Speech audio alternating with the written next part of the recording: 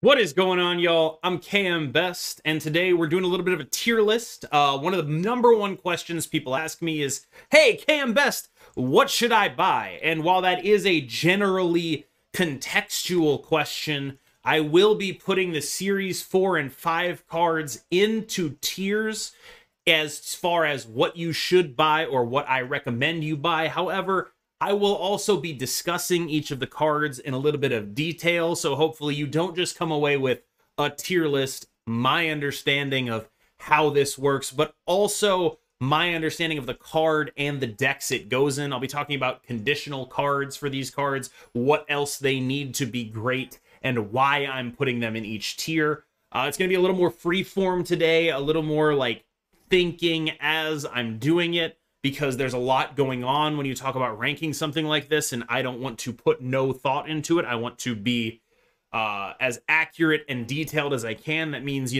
I might change the way some of these cards are ordered before or after I've already put them on there. They might change a little bit.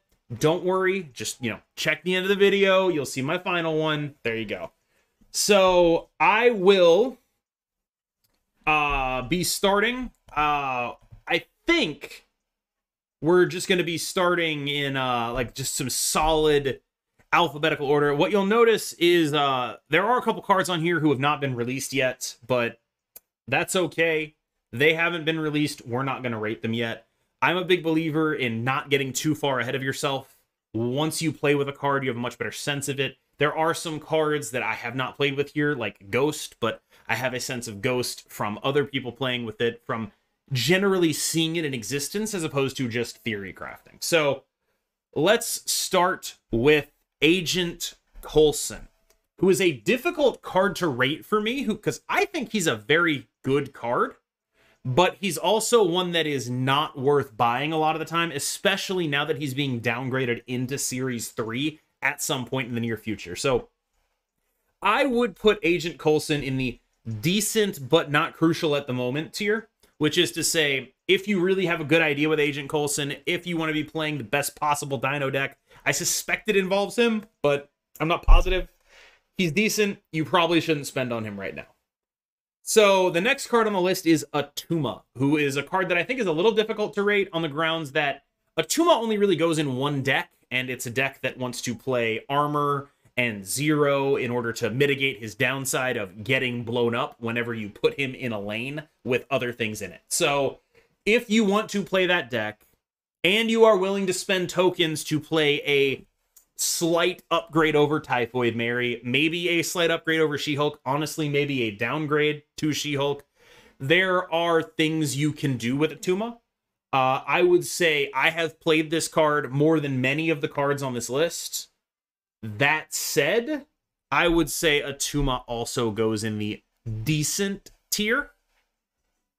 The next card on the list is Bast. I think Bast is a niche card, but a very strong one.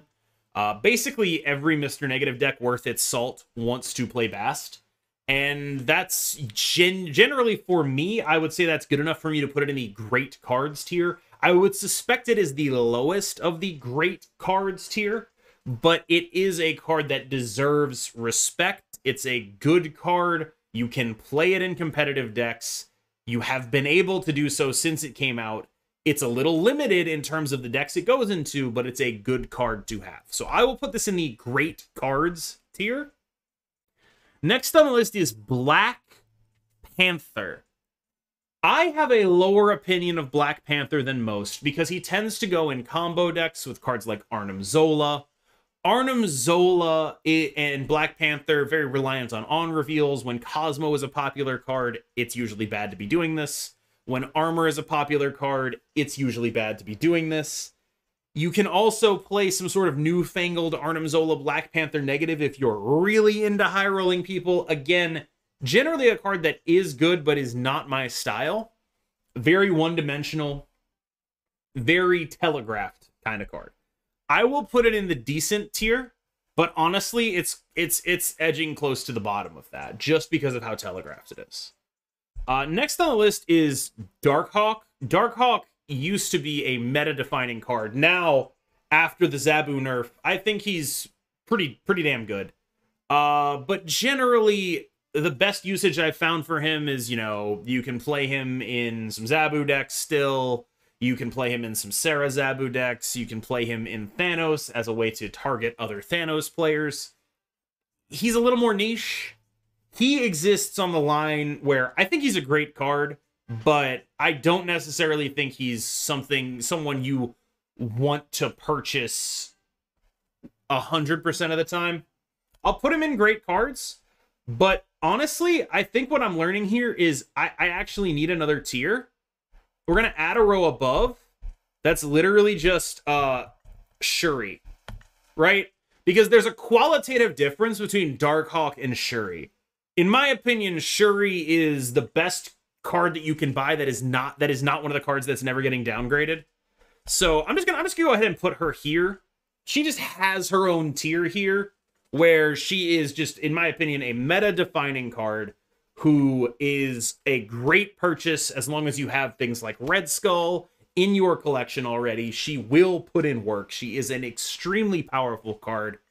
And I do think there is a difference in power between Shuri and the other great cards. I would take Shuri over Bast. I would take Shuri over Darkhawk any day of the week.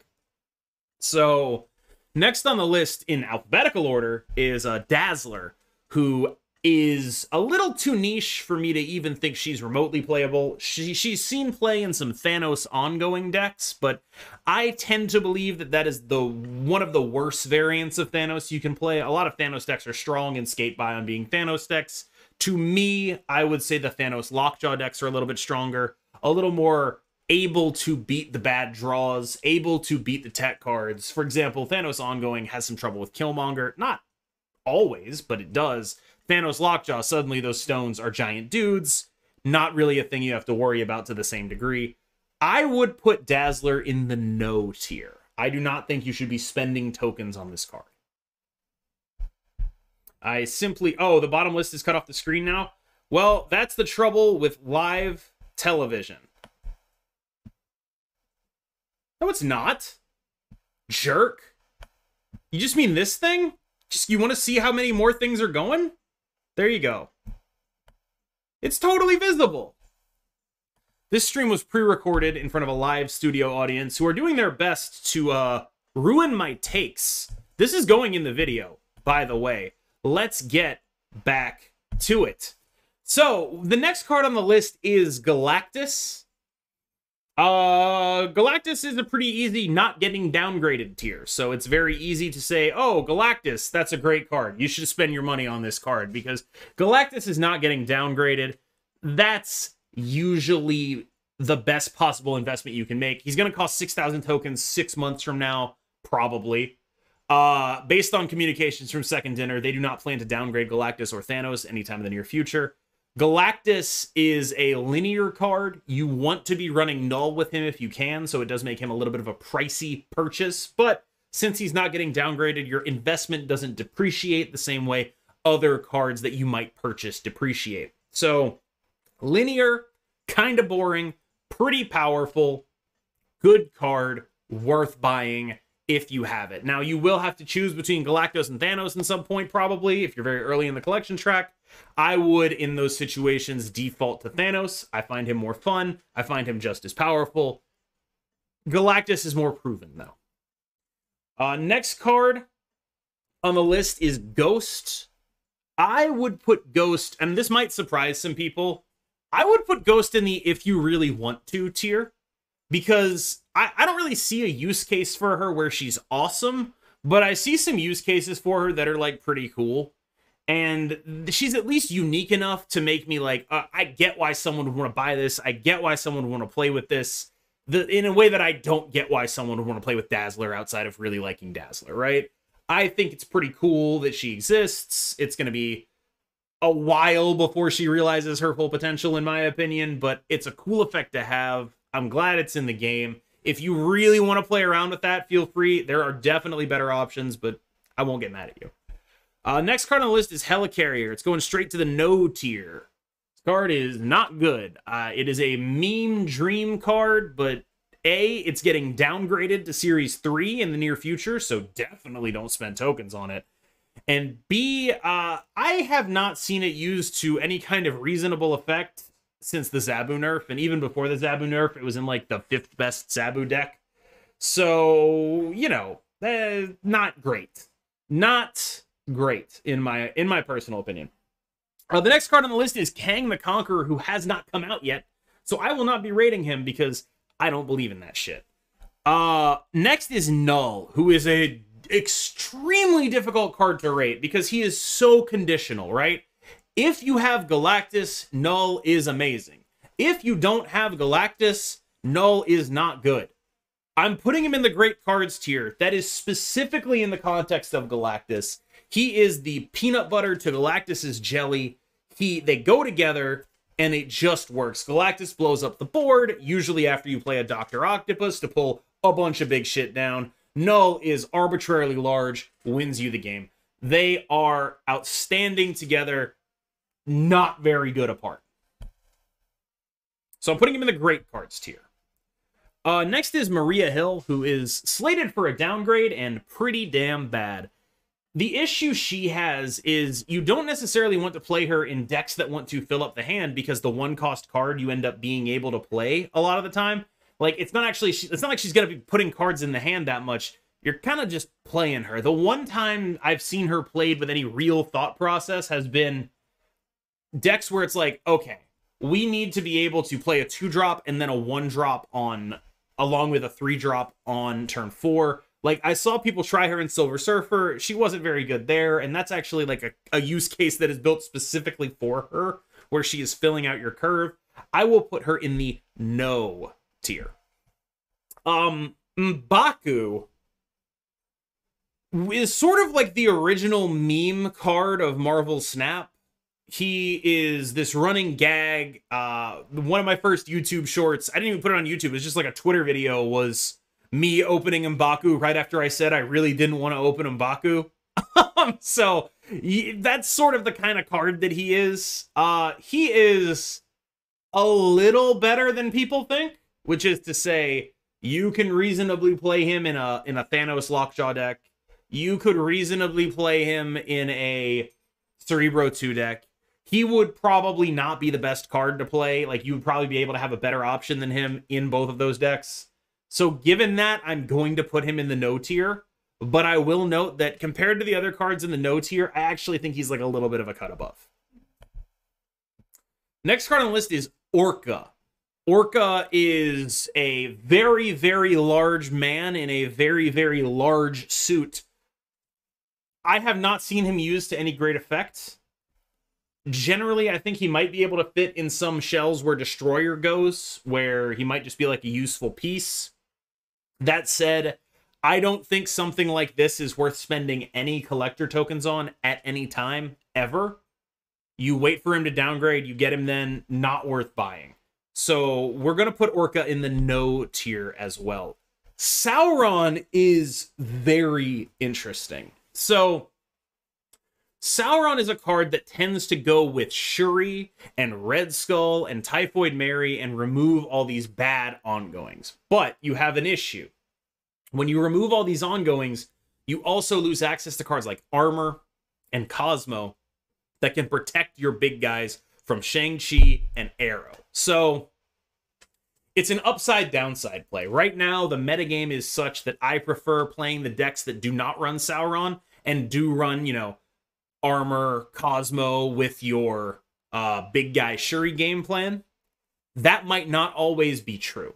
So if the metagame shifts such that there's less Shang-Chi, there's less Arrow, if somehow the deck starts going under the radar, the Sauron version might be a good choice again.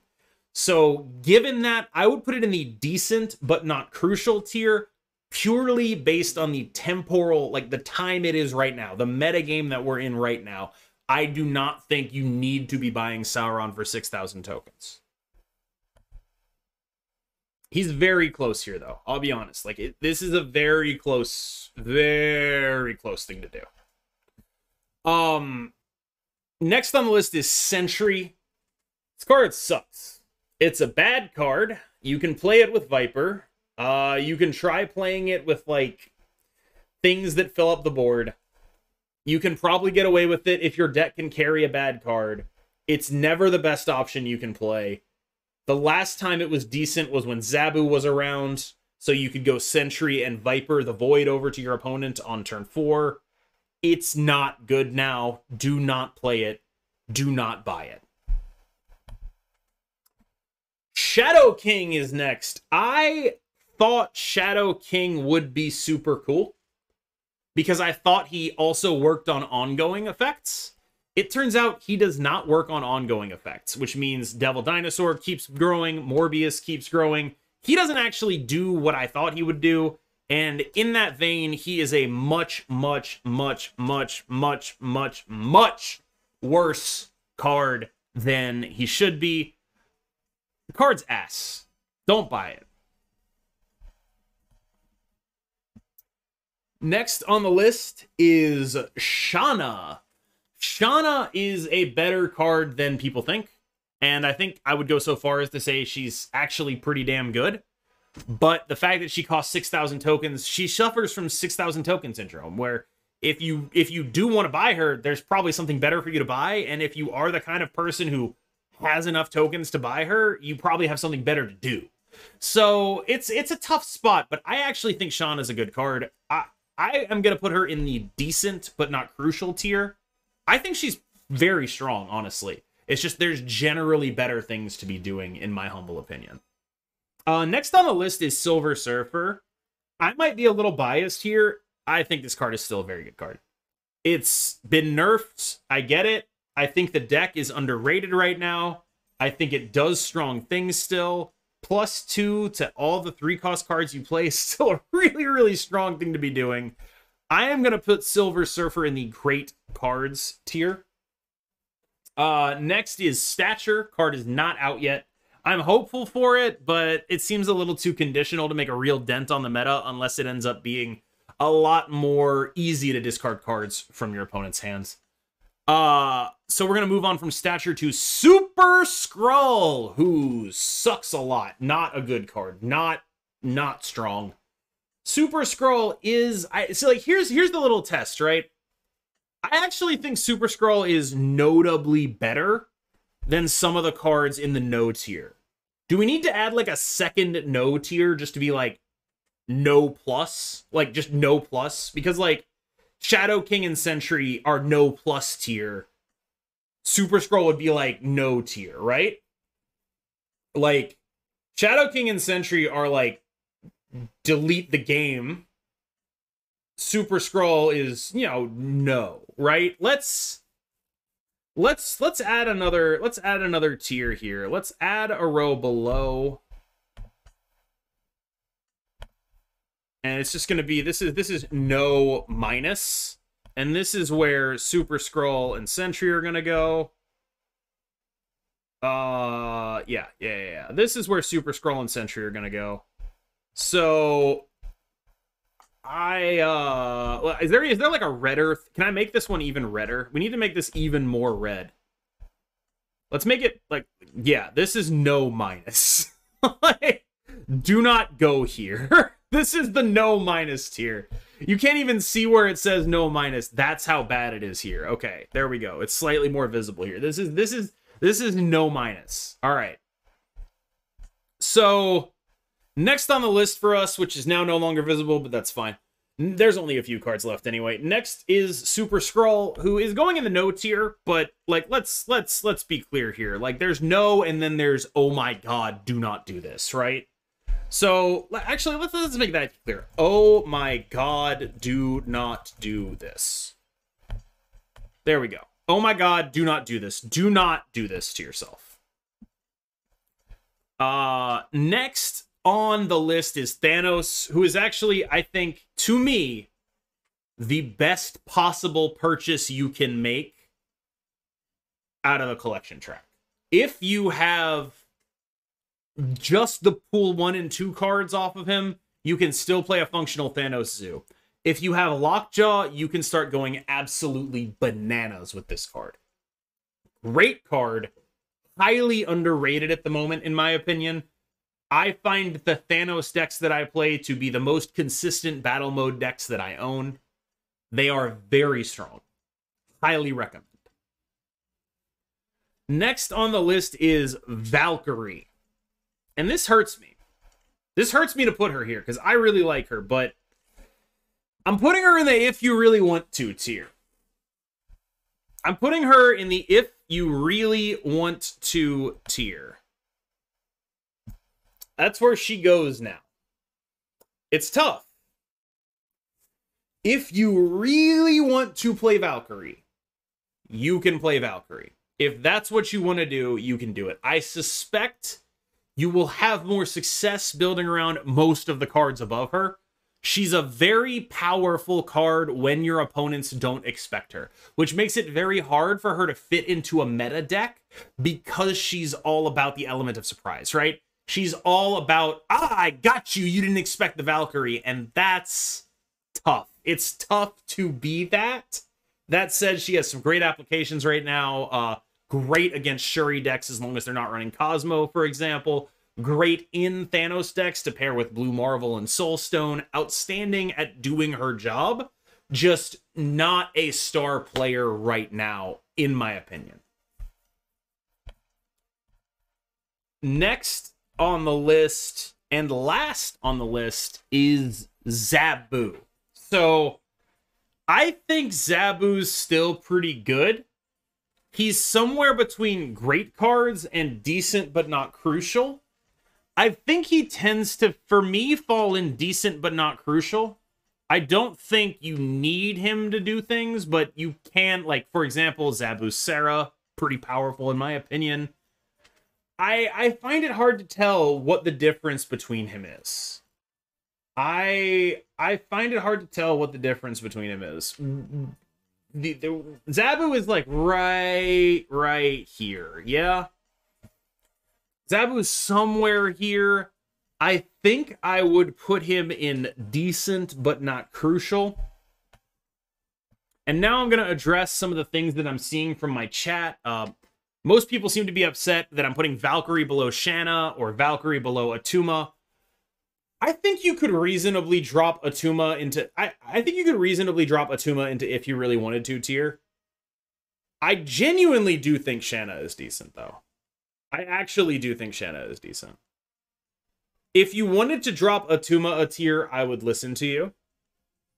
If you wanted to drop... Yeah, yeah, let's drop Atuma a tier. I think he's like a kind of a flex option, right? We'll drop Atuma a tier. I think that one's much more reasonable to me. I actually think Shanna's really damn good. I think Shanna is really, really damn good. Not like the best possible thing you can be doing, but a genuinely strong option. Genuinely a lot of stats for her cost. Now, is there anything else that we like really, really need to address here? Because I think this is pretty much the order I would buy things in, roughly. They're not exactly ordered within tiers. I think if they were to be ordered within tiers, Sauron would definitely be at the top of the decent but not crucial tier. Followed by Zabu. Black Panther would be at the end. It would probably look something like this. But that's just ordered by how good the cards are, not how much, like, relative to their cost, right? It's definitely not worth it to spend 6,000 on Zabu and Shanna. For me, I think the line as to, like, where I would draw the line of should I buy this card is right here. This is the line I would draw, right? There are, like, right under great cards, I think you need to have a damn good reason why you're spending your credits on this, or your tokens on this.